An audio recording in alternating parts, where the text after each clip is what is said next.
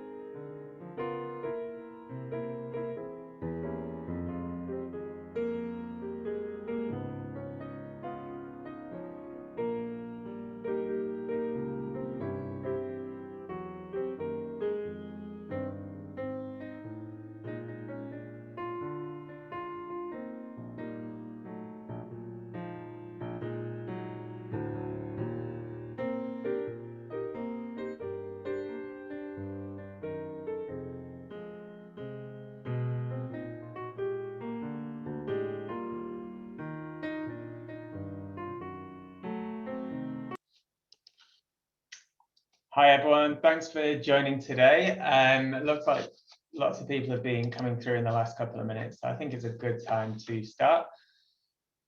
So welcome, thanks for joining. Today we're talking about quality assurance and regulatory affairs. Just before we get started, just a few bits of admin.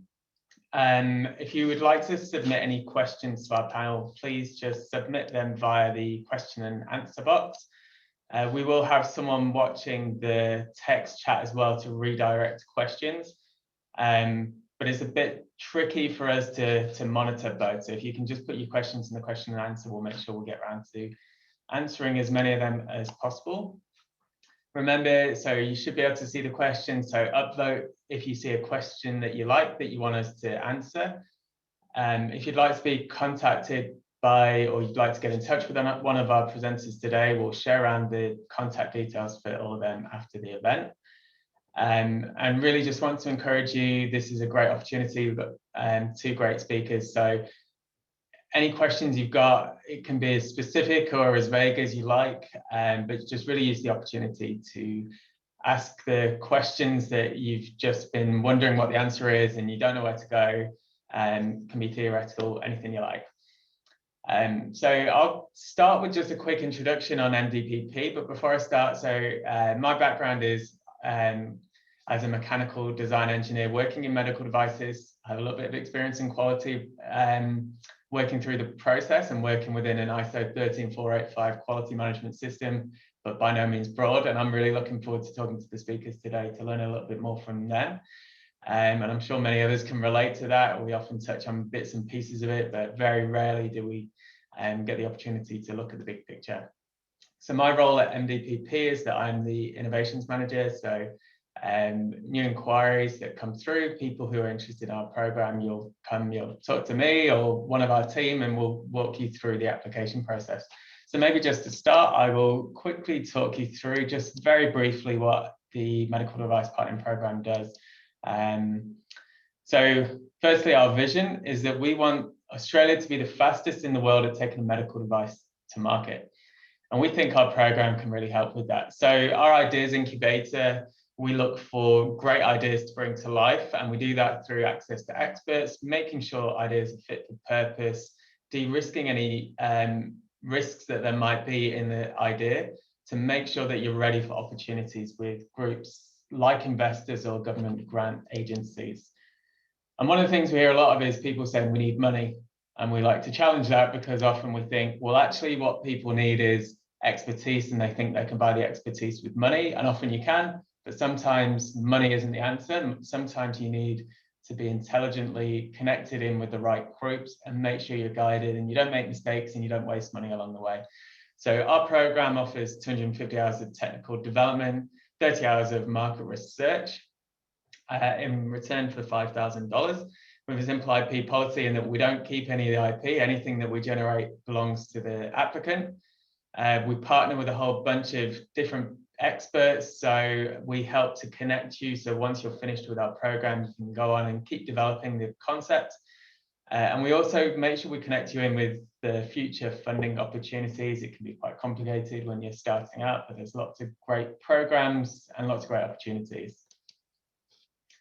And this is just a very brief overview of our process. I won't go into too much detail. All you need to know is that if you apply through our website, you submit your inquiry, you'll come through to us and we'll help guide you through all of this. And along the way, particularly the workshop phase, you'll meet some great people that can really help. Ultimately, we have an independent assessment panel that decides which projects we can run. But in terms of taking applications, it's all year round, any stage, always interested in hearing from people. You're not limited to applying once in a year or once forever. We'll always give you some advice. If we don't think you're ready, we'll give you some advice and you can come back and apply later. So that's all for the very brief introduction to the MDPP. And now I'd like to introduce our panel. So I'll start. I'm hoping that we'll be able to hear from Anne. She's actually on holiday in Tasmania. So she's not going to be joining us by video, but hopefully, Anne, if you're able to talk to us now. And if not, I think she's on mute. If not, we'll go to Lewis and hopefully we'll work on the technical issues with Anne while I'm doing that. All right, let's go. So Lewis, are you there? Yes, can you hear me? Great, yep, I can hear you. So yeah, if you could give us maybe a 30-second, 1-minute introduction to you, your background and your organization. Yeah, thank you, Stephen. It's a pleasure to be here. As you mentioned, my name is Luis Jimenez. I'm the VP of Business Development for Brandwood CKC. Located in Los Angeles. As you may know, Brandwood CKC is a Sydney-based regulatory and quality affairs consultancy. My background, I'm by training chemical engineer, got a master's in business, worked in the industry with Johnson & Johnson, then in reimbursement, and then I started a company right out of my master's in business, ran that for about 10 years. We took a concept in regenerative medicine all the way through clinical trials, and unfortunately couldn't get past the tech transfer in the manufacturing. It's a pleasure to be here and sharing my experience. In the last 3 years, I've been with Brandwood CKC, involved in regulatory and quality support for all spectrum of medical device diagnostics and pharma industry. That entails helping with initial ideation, support with requirements all the way down to after approval. So it's a pleasure to be here, and I'm looking forward to sharing some of my experience, some of my lessons learned, and answering some questions. Great, thanks for joining us. And I think great to get a bit of an international experience as well.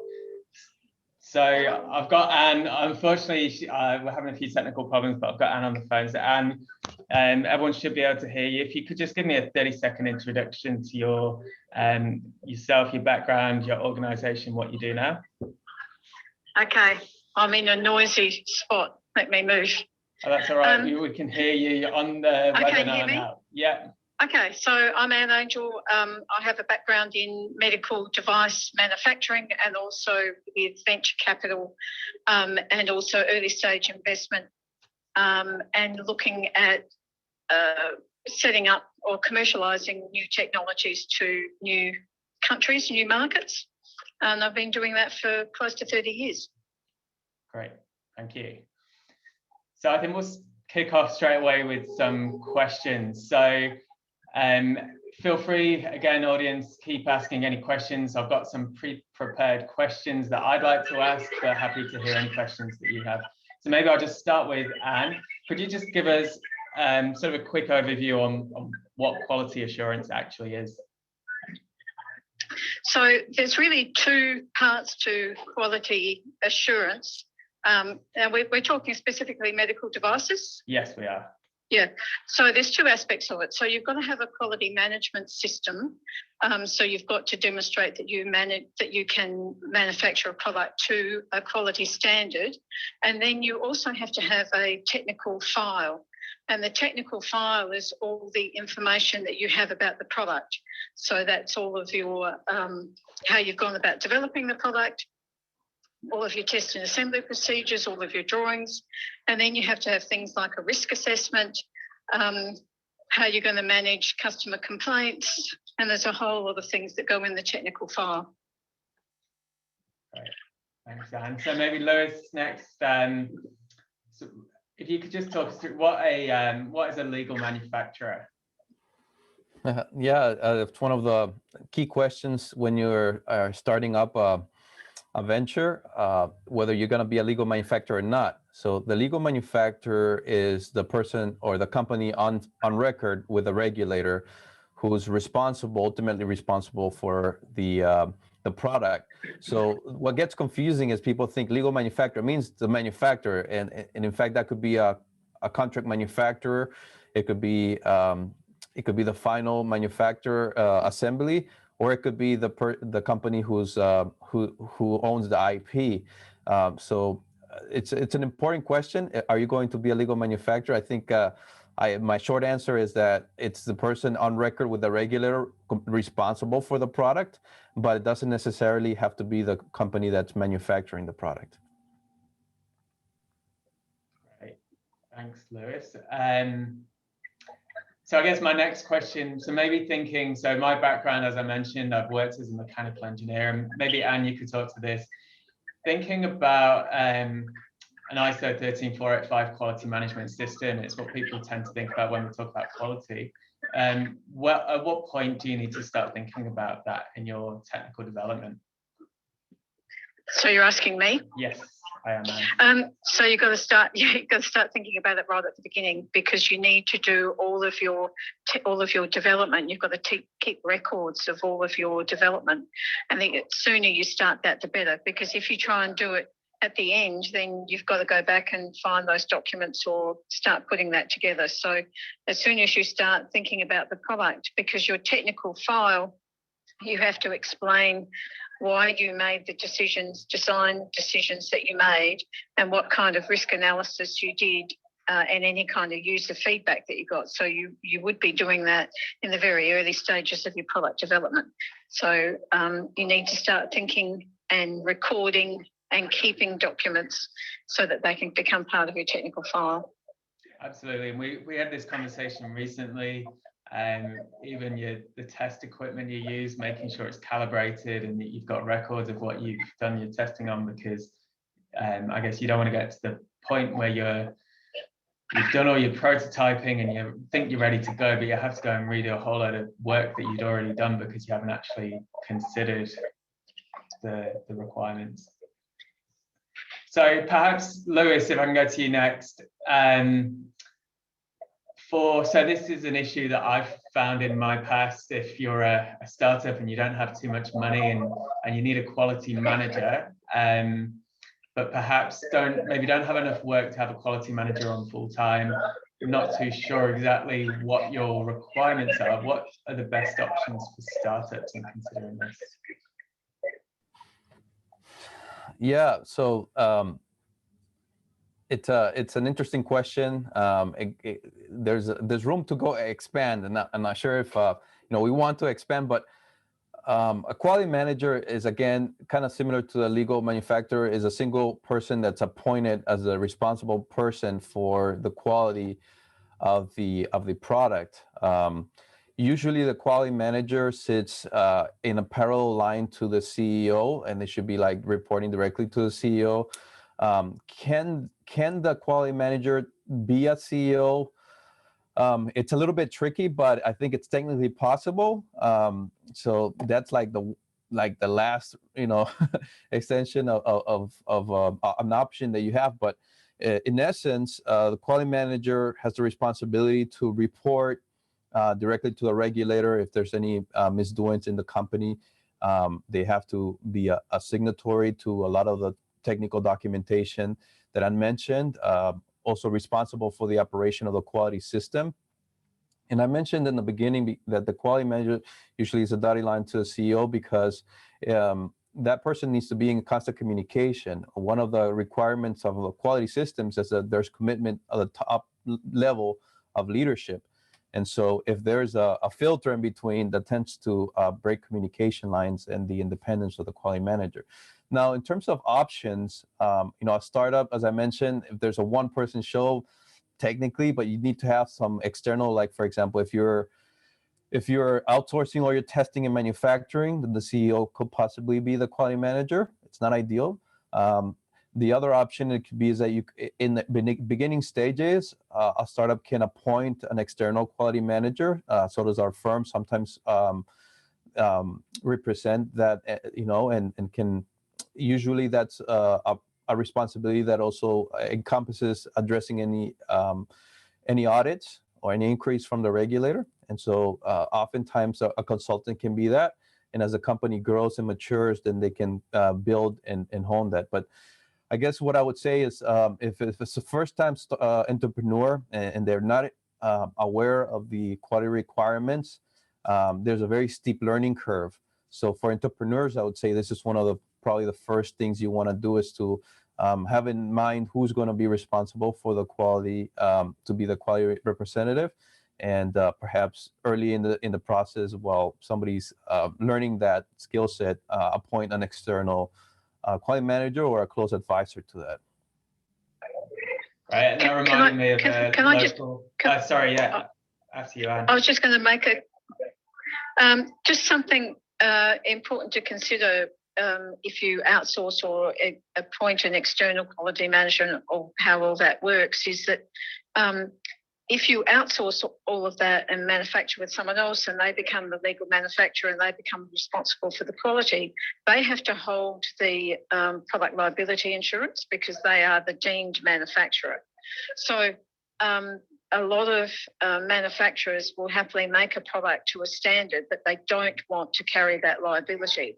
So if you're thinking that someone, we'll just get that outsourced and we'll just get the product finished, and they can be the quality manager and they can be registered with the regulator, quite often they won't do that. They won't take that level of responsibility because they don't want to carry the insurance. They have to carry the product liability insurance in that case. So I think it's a tricky question. I agree that it's a steep learning curve, but it's important for the CEO to understand it, because when they are audited, they'll have an expectation that the CEO can address questions and can answer questions and is intimately involved with the quality management system. They don't want to know that the CEO is separate from that operation. Thanks, Anne. Reminded me, just what you were talking about, Lois, before, reminded me of there's a local company in Adelaide, and I don't remember the exact details, probably a little limited on what I could share, but they'd essentially, when they were starting out, had taken on a fairly junior quality manager who had gone through the documentation and decided that they needed to do a whole battery of tests. And then when they got audited a few years later, it turned out actually they didn't need to do that. And I think that was an FDA audit, and the FDA said, great, glad you've done all of this. It's fantastic to see, but you didn't have to do any of it. So they've realized that actually over time it pays to have to get some input and experience up front. And maybe you could talk, I guess we talk a lot about ISO 13485 when we talk about quality, but there's a whole lot of other standards to consider. So could you talk us through what some of those other standards are? No, because I don't know all of them, but I don't know the numbers, but you've got to do, there will be standards associated with sterilisation. There's standards associated with if you're using light sources or have got light involved, there's the standards associated with that. There's electrical safety standards, so you've got to meet electrical safety standards. I don't know all the numbers, but there's a whole bunch of standards that will come into play depending on your product and how your product interacts with the patient. Yeah, and I guess, and really just to be aware, I guess that 13485 is where we thought this is a quality management system, but that doesn't mean that that's all you need to know. You've got to go make sure that you're across all of the different quality. And I think the other thing that becomes important there is that it also can be a little bit different country by country. So a lot of countries say, oh, we have adopted 13485, but they may have their own standards on top of that, or they may have standards that are slightly different. So they're calling up 13485 as a base, but they've got these extra things as well. So different countries will have different requirements. So it's very important to identify right at the beginning what markets you want to go into and what the regulatory landscape is for each of those markets, because that also varies from country to country. Great. Lewis, maybe next, could you talk a little bit about how important it is to have your quality management system, your technical file ready for running trials? For the trials, okay. So the quality system is sort of like the backbone under which a technical file is supposed to be developed. Some of the key elements of a quality system, and just thinking in the early stages of a startup, you want to have document control. That's one of the key applicable standards, and there's a section in the ISO 13485 for document control. There's the next one is design control, probably the I would sort of in hierarchy, and the third would probably be risk assessment, as Anne mentioned. So in the development of a medical technology, risk assessments need to drive the needs for what is tested and what's not, and the development of the project. And the project needs to be developed under, documentation, which is the design controls. So how important is it? I'd say, like you mentioned, there is a level that you could overkill, but not very many companies overkill. Usually it's under-prepared. And so when you're heading towards, if you've identified that you need a clinical trial, and there's an important distinction between clinical evidence and a clinical trial, you have to have gotten to if you're going to go into a clinical trial, you have to have gotten to a level of maturity in your organization where you do have control in manufacturing, where you have a batch record, which is all the steps needed to manufacture a product, where there's a product release, and where there's been a documented design, technical file.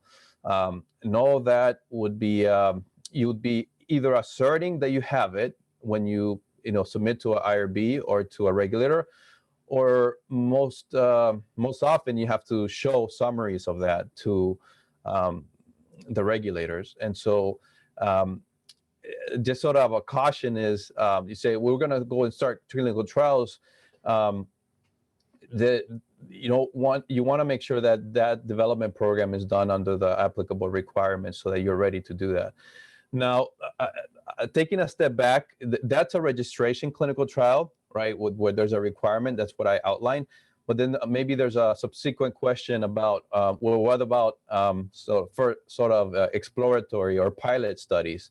There is an opportunity to start earlier, right, with those, where the data is not going to be used technically for a registration and to acquire very useful data early stage, but there's still like Ann mentioned, a level of liability that you have to cover for your organization under. And so it needs to be at a level of maturity where you can show appropriate documentation. Now, I'm not saying you have to have a full quality system and a full technical file to do either, but certainly there's a level of requirements that need to be there, an infrastructure for you to adequately manage the risk of actually using a product with humans. Thanks. And I guess, can I just add something to that as well? I think that the other important part of that is that if you're going to do a clinical trial, you have to have confidence that you know what you're using on that patient. So, and that's, you know, while Lewis said you've got to have all of the controls and know what you're making, because you don't want to get into a situation where you've made 10 units and they're all a little bit different and you've put them into a clinical trial. It's like, well, you know, now one patient got one thing and one patient got something a bit different, or you changed parameters or whatever, or you used products that were made with 3D printing and now you're going to put them into injection mold, which might change everything quite considerably. So you just need to think through, because there's no point spending money on a big clinical trial if the product that you're going to end up trying to sell is a little bit different, because that's not going to fly. You know, people who are looking at buying your product are going to say, well, this clinical trial you did was with a different product. So that's just something to consider. You don't want to spend too much money on a big trial if the product's going to end up being a bit different. Thanks, Dan.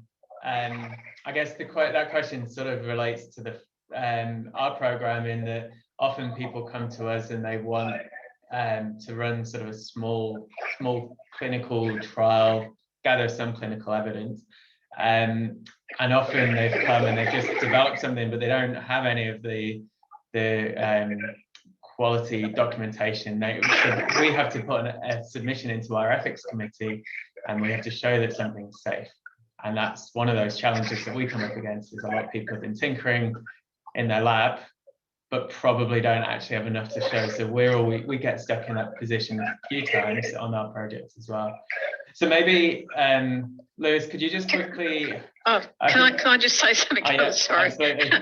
just something about that is that you might use the trial for usability.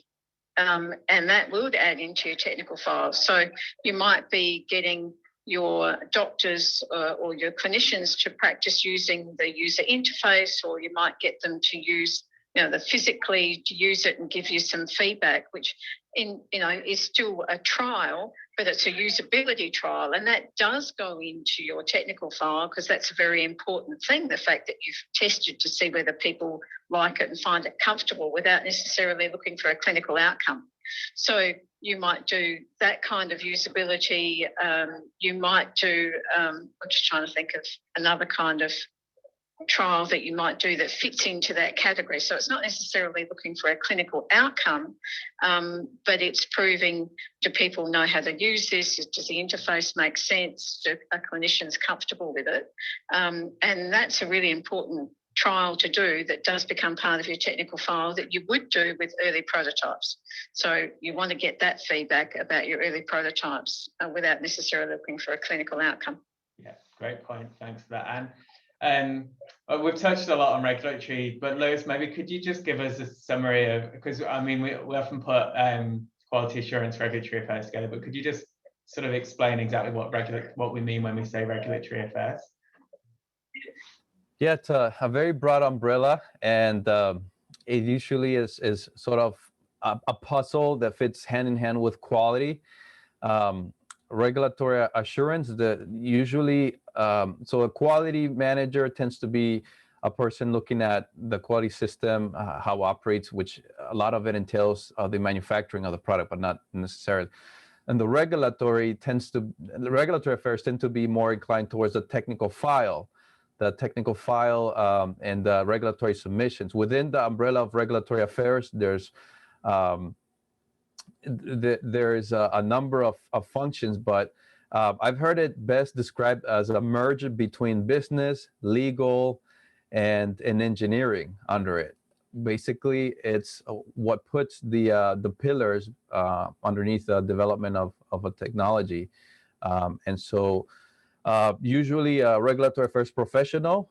They're interfacing with the engineering team to oversee, to enable the documentation of the products, to oversee that the testing is done correctly, that the technical file is being documented correctly, and ultimately they're the people at the end who actually do the submission to the regulator. And after that, they also are in charge with compliance after the approval. So maybe that's how I would summarize regulatory affairs.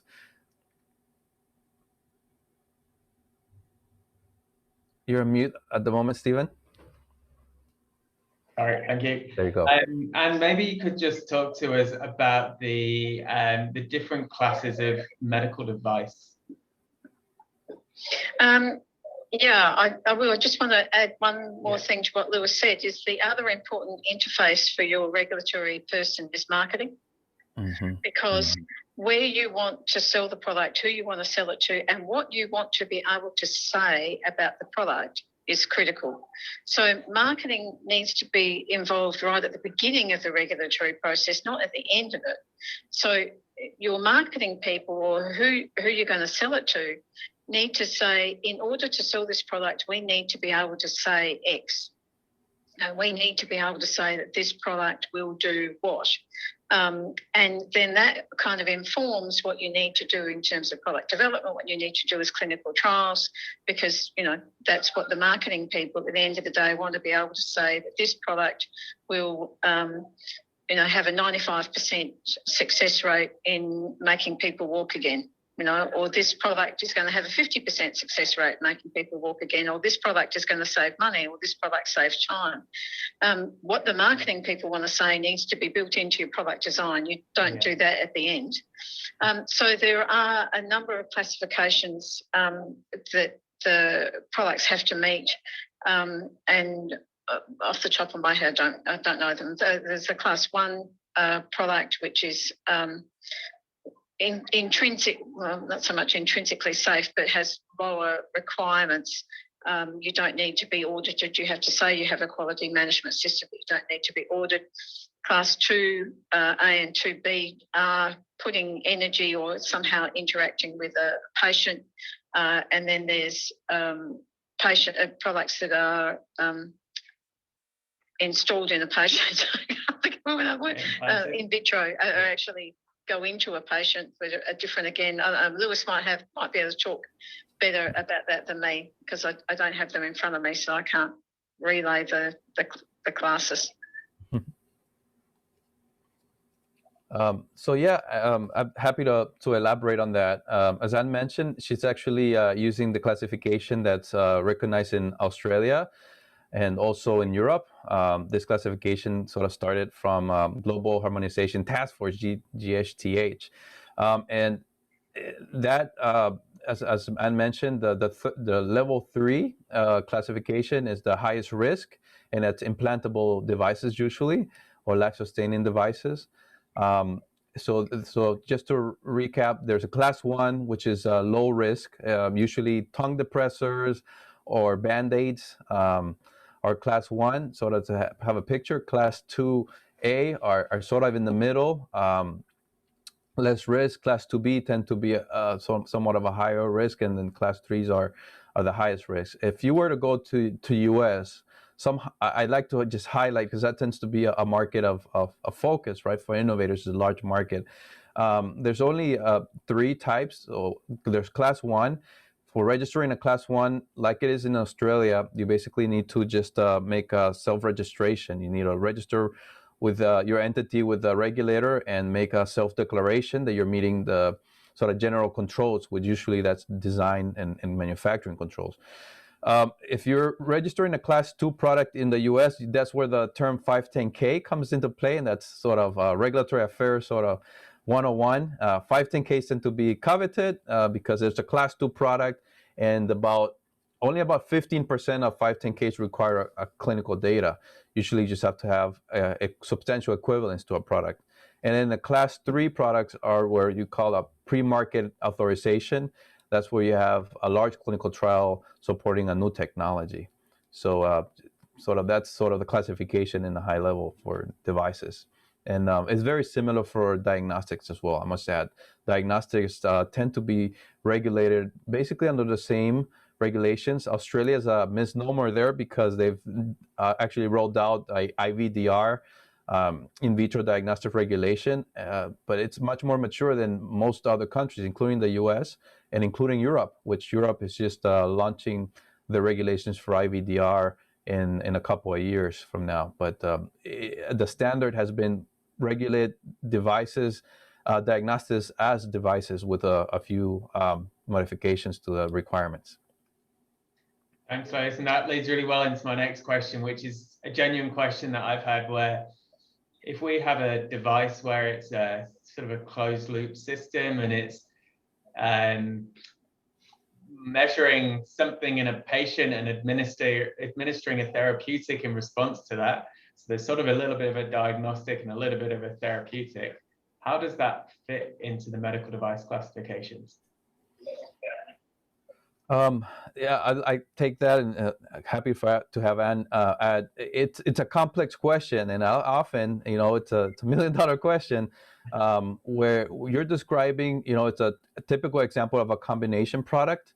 Combination products are where you mix, you combine, whether that's a medical device and diagnostic, or a medical device and a therapeutic, or a therapeutic and a diagnostic, and so.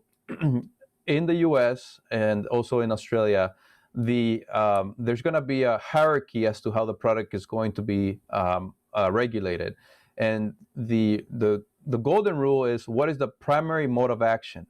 So what is the main way that the clinical outcome is achieved in what you've described, right? If it's a closed loop system with a therapeutic, the therapeutic tends to be the primary driver. Now, for insulin, for example, for diabetes, it's a well-known product, therapeutic, so that tends to not be too much the subject of scrutiny. It's more the delivery system, and so then you would have all the controls for a medical device or a diagnostic, and you would have to have a clinical trial showing that those controls adequately deliver the therapeutic. But it's not always the case. Sometimes the medical device tends to be the primary mode of action, and that would be what would be the primary review process would be governed under the PMA instead of the NDA, new drug application, for example. And so, did you want to add anything to that, Anne? Well, yeah, I just wanted to add a couple of things. First of all, the classifications can be different in different countries. So we talked about FDA and we talked about Australia. There's certainly examples of products that have been classified as a Class 1 product in Australia and a Class 2 product in the US. So that's something to consider. We've seen that a few times with products that have been developed in Australia. So that's something to consider. What I tell companies is to actually go and look at equivalence, particularly if you're going to do a 510K and see what other people have done and how other people have classified similar products that are on the market.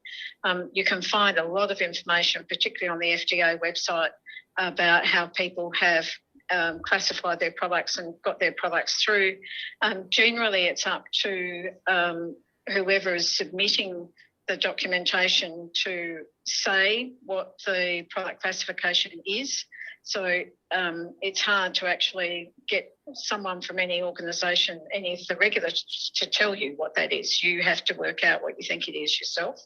And be careful. The other thing to be careful there is sometimes the consultants don't necessarily always get it right. So I always direct people to look at competitors or companies that are doing a similar product and look at what they've done and how they classified, to sort of get some guidance from others as to how they've done it. Because I think, as we talked before, you don't want to do more than you need to because you've classified your product incorrectly. And I guess maybe part of that comes back to your point before about including marketing, where it's what are you actually trying to claim that you're doing, and being really clear on that. Yeah, and if I may add a couple of things there, what Ann's mentioning is very accurate. There's one point that I wanted to mention: Regulatory Affairs 101. The entire sort of nucleus of the whole operation is that intended use. And the intended use can be put you in a class 3 product classification or in a class 1 product classification. And so understanding what that sentence does, it's in the IFU and the instructions for use, really is sort of one of the main drivers to that classification. And there's discrepancies between regulators. And so something to be very careful about. And as Anne mentioned, you that knows the product well would be one of the key drivers to be able to say, and that's where the commercialization strategy gets complex, because you could do a rollout, starting from class 1, going up to 2, and then to 3, depending on the claims, or going straight to a class 3. I wanted to mention one of the 101s as well from regulatory affairs is invaluable, is what Anne mentioned, that in the FDA website you can find a ton of information. So I've shared a link to Stephen, and I'm happy for him to sort of include it with if he wants to share with the people listening. But in that link, you can actually look up your competitors or your predicate products, and you'll be able to download the 510K summary, and it will show the testing summaries that the product has had to undergo to show efficacy and safety. And that applies for even class 3 products as well. So a ton of information there, and so I think the more informed you are at the onset, the better decisions you can make in the long term. And the other thing that you get from the FDA website that is really valuable too is that if you've got a whole lot of predicate devices in the 510K, you can see who submitted the documents, and sometimes it's a consultant.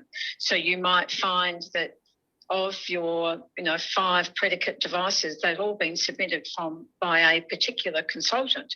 So the moral there is, well, you want to go to that consultant because they know the market, they know the product, they've already done it 5 other times.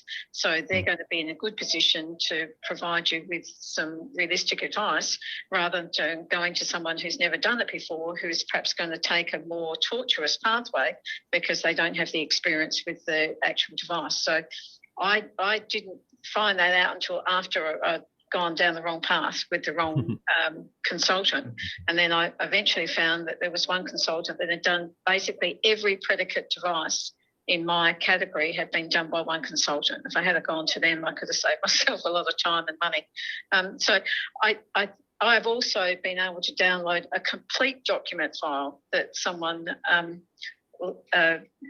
gave FDA the authority to put up on the website. So you can actually get, as Lewis said, an enormous amount of information if you're prepared to troll through it. Yeah.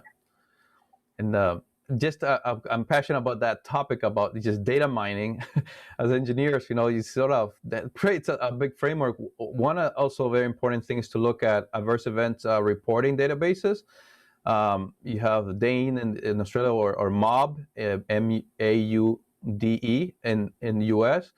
And as an engineer, you kind of get an opportunity to look at all the product failures, all the complaints the competitor products have been undergoing, maybe any recalls, and that informs you also as to the risks that you need to mitigate during your development program as well. So that's something very valuable as well.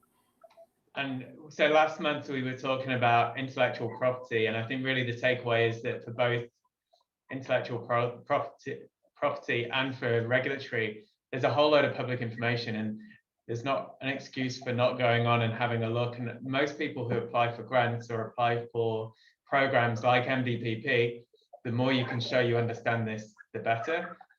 And we're obviously here to help in our program, but there's a whole bunch of programs where they really want to know that you're on top of this before you start, and the more you can get for free, the better. Sets you up in a really good stead. So Anne, maybe could you just talk to us a little bit about what a notified body is?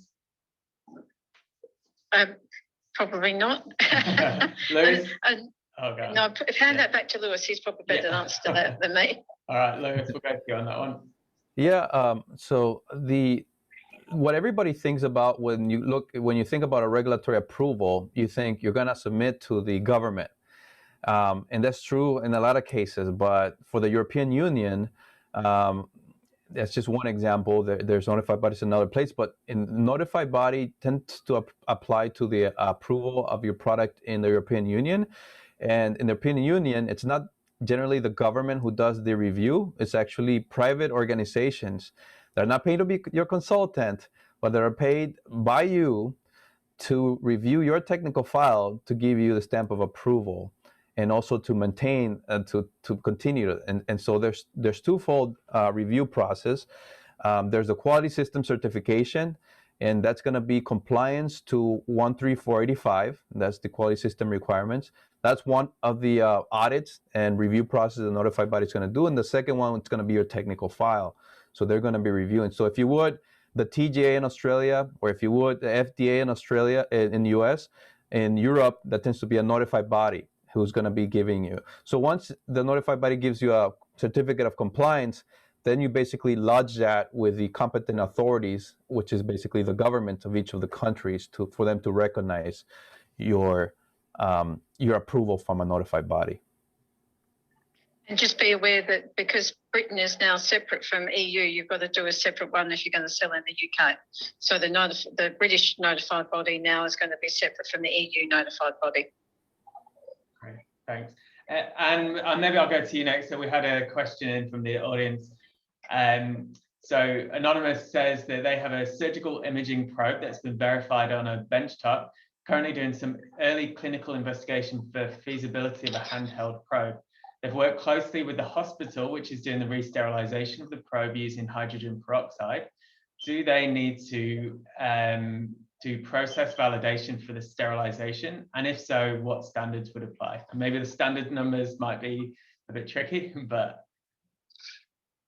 So they're supplying so it's, I suppose the probe is a bit like an endoscope that gets re-sterilized in the hospital. Is that kind of what they're saying? Yeah, I think so. Then it's sort of very, the detail is a bit light on, but I would say that just like an endoscope, it's up to the hospital to do the re-sterilisation. So it's not going to go back to the company for re-sterilisation. So that's going to be done internally within the hospital, not external. It's not going to come back to the company to be sterilised again. Sounds to me. I'm half asking this. So if the hospital is doing the sterilisation, then that's got nothing to do with the company that's providing the product. You would have to give instructions about how sterilisation could be done and demonstrate that it can be sterilised within the normal hospital sterilisation systems, but you're not responsible for that. The hospital would be doing it, if I understand the question correctly. I think so. Lewis, did you have anything to add to that? Well, yes, the question goes into, asking if you have to do a process validation. And I would tend to go to a conservative. Of course, yeah, the conditions for sterilization in hospitals are very standard, but the notified body would or a regulator would likely need to see validation that your product can be effectively sterilized by the parameters that you're going to prescribe to the hospital. So that probably means you're going to have like 3 batches and run them through some sterilization cycles and show, usually with sterility indicators, that the product is sterile after they go through a standard sterilization, or if it needs to be modified. I think that there's a little bit of work to do in terms of that, but it shouldn't be a full process validation for sterility processing, which is usually require release testing of a sterile product. Great, thanks, Lewis. Just a reminder, keep your questions coming in. Thanks, Ben. I think you've been very active on the Q&A as well, but yeah, really keen to hear from any other participants, any other questions that you have. I'll go, Lewis. I think this is a good question for you. What's easier so if you're an Australian startup and you're thinking, and I know this is very broad, but you're thinking, which country do I target next? And obviously there's some large markets, but what's easier, an easier regulatory pathway in terms of FDA, TGA, or CE? Yeah, it's an interesting question, and it really does depend, and that's one of the things that regulatory affairs professionals are infamous for, and people are like, okay, it depends. It really does. Generally speaking, in broad strokes, I will say, you asked if it's easier in Australia than US. Is that right? Yeah. Okay, to frame it, if it's a class 1 product, it's going to be pretty easy in both places because you're basically a self-certifying that you have the required controls. Now, going to a class 2 product, in Australia, people usually, the majority of companies we see in our consultancy don't generally pursue approval for Australia as a first target market. The majority of companies are leveraging on international approval.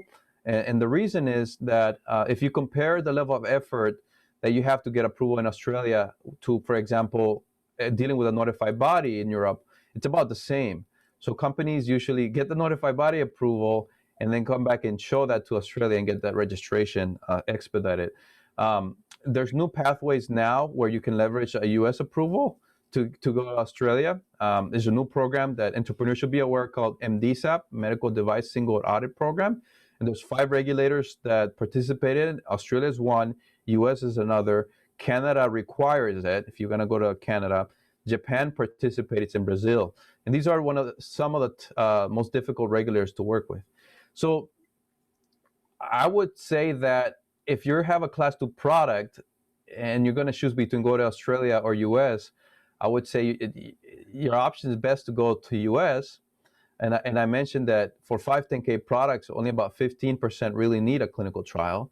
The 510K process, essentially, you have to show equivalence to another product. If you're going to a class 3 product, a PMA, then the US has some of the highest standards. That's where you're probably going to see the biggest clinical trial requirements in a PMA than of course in Australia, and if you were even in Europe. So it does depend. If you're class 2, probably US is easier. Class 1, they're about the same. If it's a class 3, US is probably going to be the hardest, even if you compare it to Europe or other regulations. Anything to add, Anne? Oh yeah, I got stuff to add. You have to look, the markets are so different, right?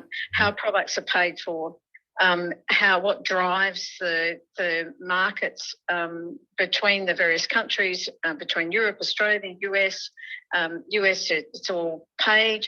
Australia has a national health system. Canada has a national health system. So how you get paid for your product, how you're going to get reimbursed, who's going to use it, and their reasons and desires for using it, very, very different.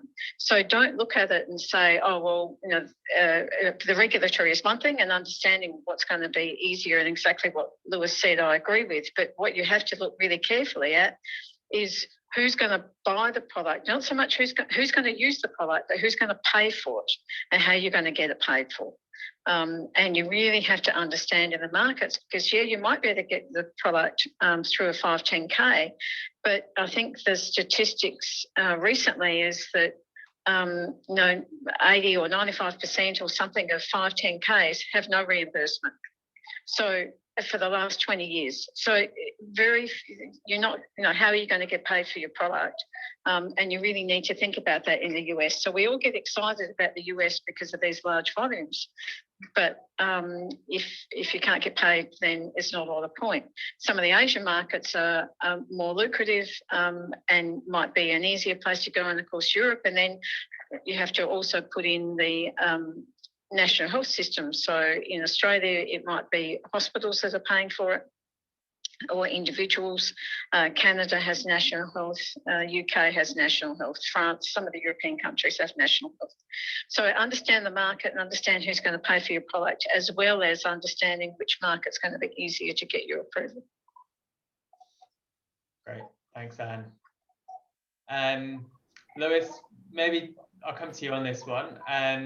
I don't know what experience you've had on digital quality management systems, but I know back when I was an engineer, everything was paper-based, and there's been a big push towards digital, and it sounds great to me. I've had no experience.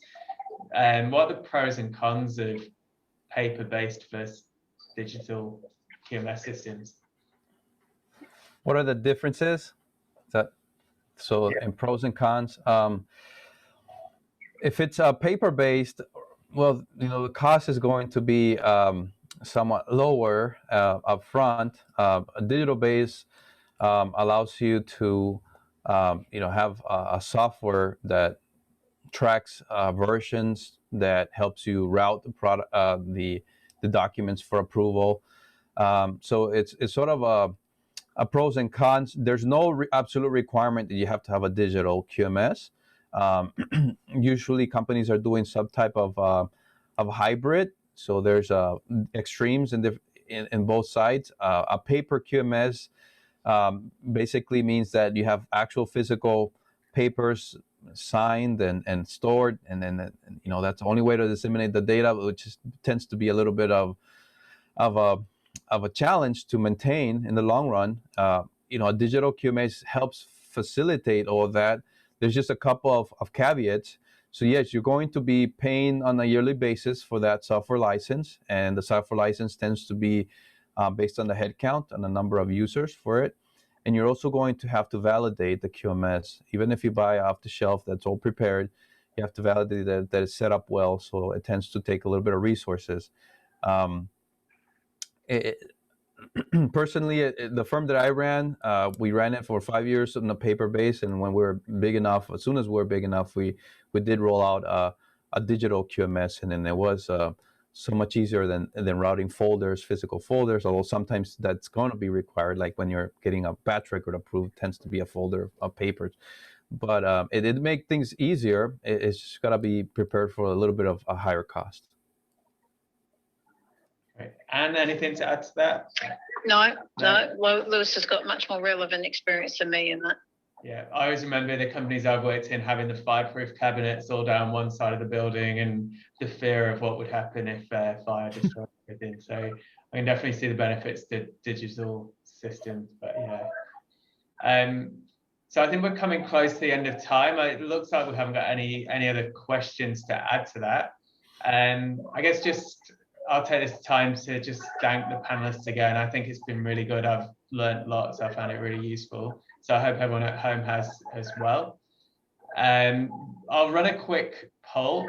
If you can respond to this, just to get an idea of how people have found today's webinar, how their knowledge has hopefully improved or changed over this time. Obviously, some people will already know lots and won't have had too many changes, but great to get that feedback. And then I guess while that's going, I'll just say thanks again to both the panelists. We'll share their contact details with everyone. If you've got any follow-up questions afterwards, then it'd be fantastic for you to be able to follow up with them.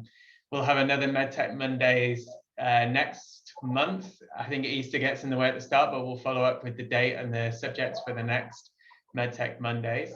And this will be available online as well. So for any of you who want to follow up or re-listen to any of the questions, I think there's a lot of information to take on.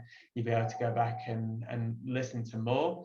You'll also be able to share with any colleagues who maybe weren't able to join today. So I'll just finish that polling there. So it looks like overall people are happy. They learned some new things that were helpful. So that's great. We always ask the question about whether it's good for back to basics presentation, and it's really difficult. I think they're broad subjects and everyone has different amounts of experience, but we are looking at what we do in the second half of the year and whether we do some more basic modules around some of these topics. So great to get that feedback as well.